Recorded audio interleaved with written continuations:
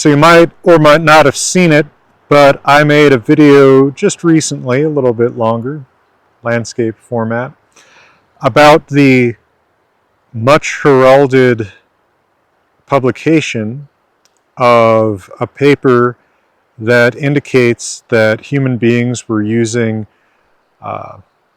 signals to each other made by carving about 40,000 years ago. And I compared this to seeing a sign for a picnic table on the road, and look, there it is. I found the picnic tables. But this isn't writing, right? So I could have not spoken English at all, and even if that sign for picnic tables was made by someone speaking English and thinking picnic table when he wrote picnic table or put the little sign for it there, I could be a monolingual Spanish or Chinese or Icelandic speaker, if such exist, and understand that.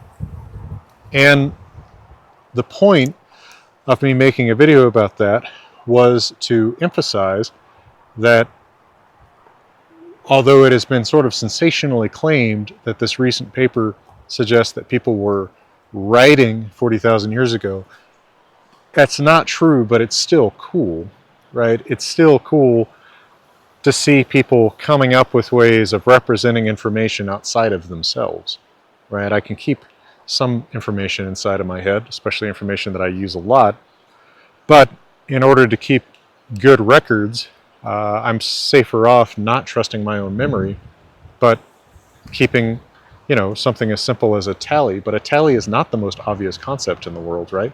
I don't think any other animals do that, right? I think other animals actually fairly struggle with counting for the most part, although I believe ravens can count to 8. Writing is yet another big conceptual jump that it took a lot longer for people to make. And the earliest known examples of people doing that are in Sumeria about 5,000 years ago. Writing is a miraculous invention that suggests that what I am making with my mouth, with words, can be represented in another medium and then read back by another person with the exact same words. That is not at all an obvious idea. It's only obvious to us today because the dumbest people that we know can do it, right? But they didn't come up with it, and I didn't come up with it either, right?